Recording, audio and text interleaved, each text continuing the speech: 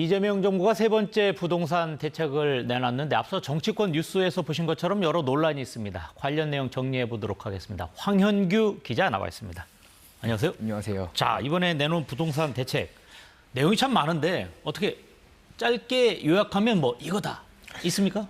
짧게 요약하면 수요 억제는 초강수를 뒀다. 그리고 풍선 효과는 틀어막았고 부동산 세금은 아직은 보류다. 뭐 이렇게 정리할 수 있을 것 같습니다. 우리가 이런 어떤 부동산 대책 이야기하면 많이 나오는 얘기가 전문가들도 하듯이 뭐 공급 얘기 있는데 공급 분야에 관한 거는 어떻습니까? 우선 새로운 공급 대책은 나오진 않았습니다. 대신에 저번에 나왔던 97 대책을 빨리 이행하겠다. 대신 그동안 좀 수요를 기다려달라라고 하는 취지의 정책으로 보입니다. 근데 지금 이제 뭐 이번 내용을 보니까 일단 규제 지역이 대폭 늘어났잖아요. 뭐 지금 삼중 규제라고도 이야기를 하는데 이게 뭡니까? 우선 삼중 규제라고 하니까 세 가지겠죠. 세 가지 하나하나 정리해 보겠습니다. 첫 번째는 조정 대상 지역, 투기 과열 지구, 토지 거래 허가 구역. 이게 세 가지인데요. 이 세 가지를 동시에 전방위적인 지역에 적용하겠다라고 하는 게 이번 핵심인데 한번 CG 보면서 저희가 같이 말씀드리겠습니다. 네. 이번엔 그 서울 전역과 분당, 과천 등 경기 지역 12곳을 조정 대상 지역, 투기 과열 지구, 토지 거래 허가 구역으로 동시에 지정했습니다.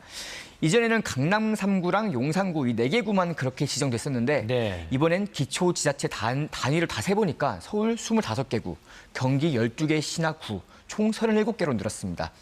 4개에서 37개로 확 늘었으니까 초강수라는 말이 나오는 겁니다. 지금 어떻습니까? 이렇게 뭐 늘린 거는 뭐 어떤 데를 규제하면 그 주변으로 또 다른 부작용이 있을 수 있으니까 이 풍선 효과라고 하는데 아예 이것을 막아버리겠다 뭐 이런 의지가 담겼다고 봐야 됩니까? 그렇죠. 사실 이전의 부동산 대책들을 보면 한 지역을 핀셋으로 규제하면 다른 지역이 덩달아 오르는 이런 풍선 효과들이 있었거든요. 예를 들어 네. 뭐 강남 3구를 조이니까 마용성이 오르고 마용성이 조이니까 다른 그 외곽 지역이 오르고 이런 것들인데 이번엔 전방위적으로 확 조여서 풍선 효과를 막겠다 뭐 이런 취지로 보입니다. 네. 어떻습니까? 지금 계속 나오고 있는 얘기가 이제 뭐 규제 지역 해가지고 어떻게 보면 좀 우리 국민들 입장에서 좀 어려운 용어가 나오고 있어요. 지금 한번 정리를 해보면 조정 대상 지역이라고 하는 말이 있고 투기 과열 지구, 토지 거래 허가 구역 뭐 이런 용어가 나와 있는데 이게 좀 어떤 내용입니까? 좀 자세히 설명해 주시죠. 이게 하나하나 말씀을 드리자면 우선 조정 대상 지역이랑 투기 과열 지구는 같이 묶어서 이해하시면 됩니다. 네. 이 두 개는 우선 세금이랑 또 대출 규제를 하겠다. 그러니까 이 지역에 묶이면 대출이랑 세금의 문턱이 높아진다. 이렇게 이해하시면 되고요. 네. 토지 거래 허가 구역은 말 그대로 여기를 거래하려면 허가를 받아야 된다. 근데 허가의 전제가 뭐냐? 실거주 전제다. 그래서 이제 실거주에 초점을 맞춘 규제라고 보시면 됩니다. 네. 그렇군요. 지금 어떻습니까? 이번에 뭐 갭 투자 이야기도 있었는데 이 부분은 어떻게 되는 겁니까? 제가 아까 방금 말씀드린 게 토지 거래 허가 구역이면 실거주로 해야만 거래가 가능하다는 거잖아요. 네. 달리 말하면 이 지역에선 갭 투자가 불가능하다라고 하는 의미로 이해할 수 있습니다. 정확히는 다음 주 월요일 20일부터 토지 거래 허가 구역 지정이 발효가 되고요. 근데 그날부터는 전세 낀 갭 투자 완전히 막힌다고 이해하시면 됩니다. 네. 근데 제가 조건들이 여러 가지라 제가 하나하나 읽으면서 말씀을 드릴게요. 우선 계약 전에는 지자체 허가를 받아야 하고요. 2년간 실거주도 해야 합니다. 또 조정 대상 지역이란 투기 과열 지구는 아까 대출이랑 세금 문턱이 높아진다고 했는데 여긴 이미 16일부터 지정이 돼가지고 주택담보 한도가 이미 줄었고요.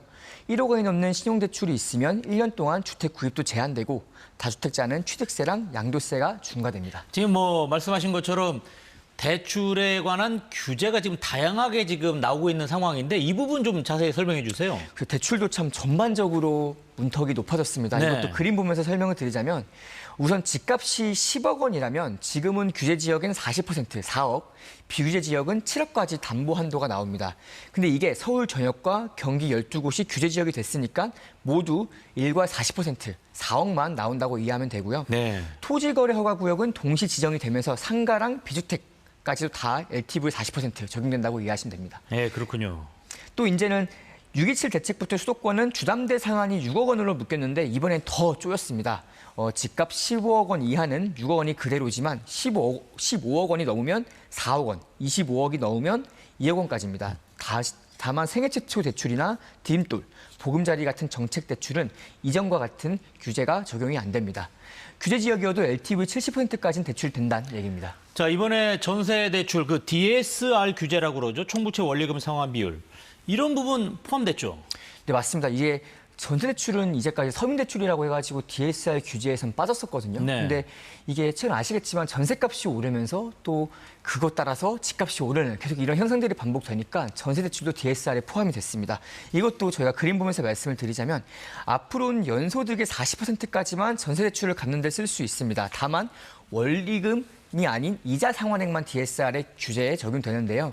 연소득 5천만 원이라면 전세대출 금리 4금리를 가정해 저희가 계산해 봤는데 다른 대출이 전혀 없다면 2천만 원까지만 전세대출 이자 상환에 쓸 수 있고 또 이걸 환산해 보면 보증금 5억 원까지만 전세대출이 가능하다는 계산이 나옵니다. 자, 지금 이렇게 정부가 많은 어떻게 보면 규제 뭐 이런 것을 지금 하고 있는 상황인데 어떻습니까? 이제 기존에 계약을 했던 사람들, 이 여러 가지 어떻게 보면 상황에 놓인 분들이 계실 수 있는데 이런 분들은 이번 규제와 관련돼서 대책과 관련돼서 어떤 상황이 펼쳐지게 되나요?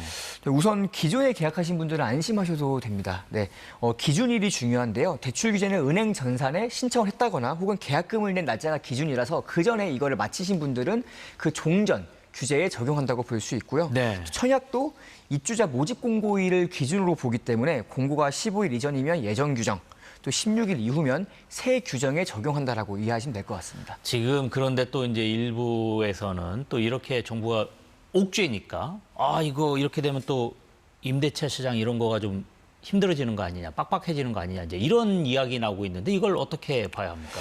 우선 정부는 추가 규제로 전세 시장에 미칠 영향은 크지 않다 이렇게 딱 못을 박았습니다. 그런데 저희가 어제 대단지 아파트를 둘러보니 1000세대의 아파트에서 전세 매물이 2개밖에 없었습니다. 네. 그만큼 전세가 지금 씨가 많은 상황인데 실제로 요즘 서울 전세 매물은 24,000개, 1년 전보다 20% 정도 줄었다고 합니다.